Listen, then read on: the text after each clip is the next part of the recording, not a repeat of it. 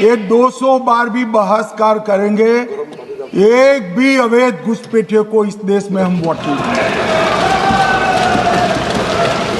ये हमारे एनडीए का पॉलिसी है मान्यवर। डिटेक्ट मतलब ढूंढो, डिलीट करो, मतदाता सूची में नाम काटो और उनको डिपोर्ट करो।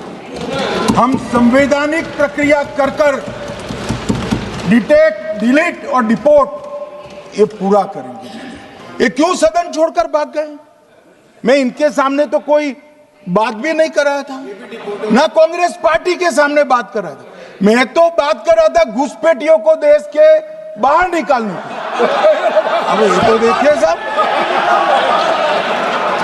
अगर मैंने इतने सारे आरोप करे श्री जवाहरलाल नेहरू पर, इंदिरा गांधी पर, इनके पिताजी पर, सोनिया जी पर, तब भागते तो लाजिम था। ये घुसपैठियों को लिए भाग गए क्योंकि उनकी हमारी पॉलिसी है डिटेक्ट, डिलीट और डिपोर्ट।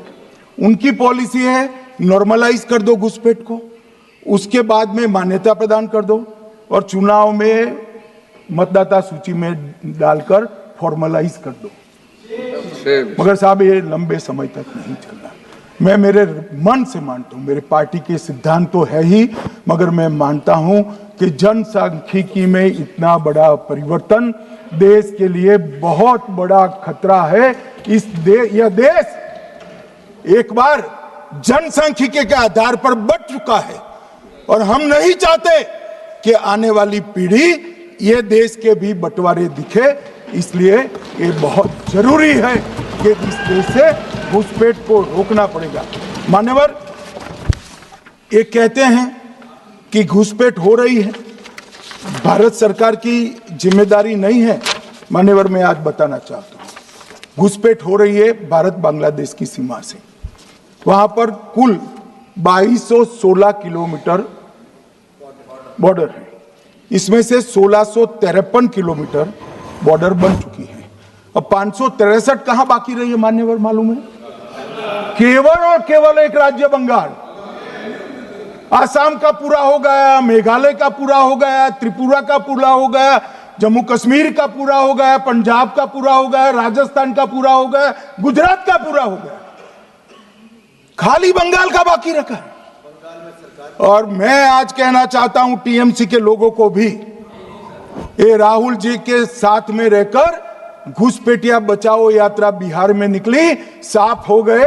आप भी घुसपैठियों को बचाओगे तो वहां भारतीय जनता पार्टी का विजय तय। मान्यवर, ये कहते हैं कि घुसपैठ क्यों हो रही? आप बॉर्डर नहीं बनाने देते, फेंसिंग नहीं करने दोगे, घुसपैठ नहीं होगी। फिर भी चलो, मैं पूछना चाहता हूं कि घुसपैठ होकर सबसे पहले घुसपैठिया कहां आता है? कहां आता है? तो गांव में आता है। पटवारी को मालूम नहीं पड़ता, गांव के थाने वाले को मालूम नहीं पड़ता। इसकी मतदाता सूची में नाम डालने के लिए आधार कार्ड कहां बनता है? वहीं बनता है। उसका राशन कार्ड कहां बनता है? बंगाल में बनता है। और मतदाता सूची में कौन सी मतदाता सूची में ऐड होता है? तो बंगाल में होते। आपकी कोई जिम्मेदारी नहीं है। मान्यवर, ये देश के भविष्य और सुरक्षा के साथ खिलवाड़ कर रहे। कभी कभार चुनाव तो जीत जाओगे घुसपैठियों के आधार पर, परंतु इस देश की सुरक्षा को आप ताक पर रखो। मैं आज कहना चाहता हूं मान्यवर, बिहार की जनता ने एक बहुत महान फैसला किया है घुसपैठिया बचाओ यात्रा के खिलाफ जनादेश दिया। और बंगाल भी ये करने जा रहा है मान्यवर, आने वाले दिनों में करेंगे, उनको मालूम नहीं। मान्यवर, मैं एक कल राहुल गांधी जी ने एक विषय कहा था कि सारी संवैधानिक संस्थाएं आपने करप्ट कर दी। मैंने पूरा बताया कि चुनाव आयोग की नियुक्ति के पहले क्या नियम थे। उन्होंने ये कहा कि महत्वपूर्ण पद पर आरएसएस की विचारधारा के लोग रख दिए जाते हैं, तो इसमें क्या आपत्ति है भाई? क्या इस देश में कोई कानून बना है कि आरएसएस की विचारधारा वाले हैं उनको कोई महत्वपूर्ण? अरे इस देश का प्रधानमंत्री आरएसएस की विचारधारा वाला है। इस देश का गृह मंत्री आरएसएस की विचारधारा वाला है और जनादेश से बनकर आए, आपकी कृपा से बनकर नहीं आए हैं मान्यवर।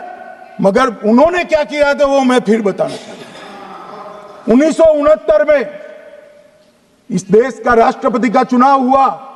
1969 में इंदिरा जी अपनी पार्टी के अंदर ही संघर्ष करती थी। पार्लियामेंट्री बोर्ड ने राष्ट्रपति के चुनाव के प्रतिनिधि के रूप में कांग्रेस पार्टी का अधिकृत उम्मीदवार बनाया श्री संजीव रेड्डी को, और इंदिरा जी ने प्रधानमंत्री रहते हुए अपने पार्टी के मैंडेट को ही डिफाई कर कहा कि राष्ट्रपति का चुनाव में वोटिंग अंतर आत्मा की आवाज से करनी चाहिए, और उन्होंने श्री वीवी गिरी को प्रत्याशी बनाया मान्यवर। और फिर हुआ क्या, अल्पमत में थी वो। संजीव रेड्डी जी के वोट ज्यादा थे। जीतने के लिए उन्होंने कम्युनिस्टों से समाधान किया और इस देश की सारे संस्थान पर, शिक्षा संस्थान पर, महत्वपूर्ण संवैधानिक पद पर कम्युनिस्टों को बिठाने का काम इंदिरा गांधी जी ने, और वहीं से इस देश के विमर्श को बदलने का काम किया है, वहीं से किया है। वामपंथी विचारधारा इस देश के प्रकृति को, इस देश के स्वभाव को, इस देश की जनता को स्वीकार्य नहीं है, और इसीलिए वामपंथी लुप्त हो गए मान्यवर। उन्होंने इस देश के युवा धन को वामपंथी विचारधारा पर डाइवर्ट करने का काम किया है, जो 2014 से फिर से नरेंद्र मोदी जी ने इसको एक अच्छी तरीके से, लोकतांत्रिक तरीके से परिष्कृत करने का काम कर रहे हैं मान्यवर। और ये कह रहे हैं कि आरएसएस के विचारधारा वालों को रखते हैं। कोई ऐसा कानून नहीं है मान्यवर कि आरएसएस की विचारधारा वाला व्यक्ति कोई, आरएसएस की विचारधारा क्या है? देश के लिए मरना ही आरएसएस की विचारधारा है। देश को समृद्धि के परम शिखर पर ले जाना ही आरएसएस की विचारधारा है। देश की संस्कृति का झंडा बुलंद करना ही आरएसएस की विचारधारा। ये क्या समझाते हैं? हम ऐसे मान लेंगे? हम नहीं डरते साहब किसी से, हम नहीं डरते। मैं मेरी ही बात करता हूं। मैं तो 10 साल का था और नारे लगाता था, आसाम की गलियां सुनी है, इंदिरा गांधी खूनी है। हम तो वहां से लड़ते लड़ते आए हैं, हम नहीं डरते मान्यवर। और मान्यवर, इन्होंने कहा कि वोट चोरी से जीतते हैं, वोट चोरी से नहीं जीते हैं। आपने सर्जिकल स्ट्राइक का विरोध किया, इसलिए हम जीते। आपने एयर स्ट्राइक का विरोध किया, इसलिए जीते हैं। आपने 370 हटाने का विरोध किया, इसलिए जीते हैं। आपने राम मंदिर बनाने का विरोध किया, इसलिए जीते हैं। आपने घुसपैठियों को हटाने का विरोध किया, इसलिए जीते हैं। आपने सीएए का विरोध किया, इसलिए हम जीते हैं। आपने ट्रिपल तलाक हटाने का विरोध किया, इसलिए जीते हैं। और आप 1 नेशन 1 इलेक्शन का विरोध कर रहे हो, इसलिए हम फिर से जीते हैं मान्यवर। 60 करोड़ गरीबों के घर में इस देश के प्रधानमंत्री जी ने घर पहुंचाया, गैस पहुंचाया, पानी पहुंचाया, शौचालय पहुंचाया, 5 किलो अनाज मुफ्त पहुंचाया और 5 लाख तक की दवाइयां मुफ्त कर दी। क्या समझते हैं कि वोट चोरी कर कर जीते हैं? इस देश के इंफ्रास्ट्रक्चर को 40 साल देख लीजिए और हमारे 11 साल देख लीजिए, इंफ्रास्ट्रक्चर को 3 गुना बढ़ाने का काम हमारे प्रधानमंत्री नरेंद्र मोदी, और इसलिए जनता हमें जिताती है। और दोस्तों, एक और वीडियो में आपका स्वागत है। अमित शाह जो बोल रहे हैं वो ठीक बोल रहे हैं, क्योंकि बांग्लादेश में जो हिंदुओं के साथ हो रहा है, उसके बाद बांग्लादेशियों को भारत में पनाह देने का कोई सवाल ही पैदा नहीं होता। वैसे भी बांग्लादेशी अपने जगह जाए और इंडियंस अपनी जगह रहे, ये सबसे ज़्यादा अच्छी बात है। आपका इस वीडियो में क्या राय है, कमेंट में बताना ना भूलिएगा। चैनल को लाइक, शेयर और सब्सक्राइब कीजिए और देखते रहिए न्यूज़ डिबेट।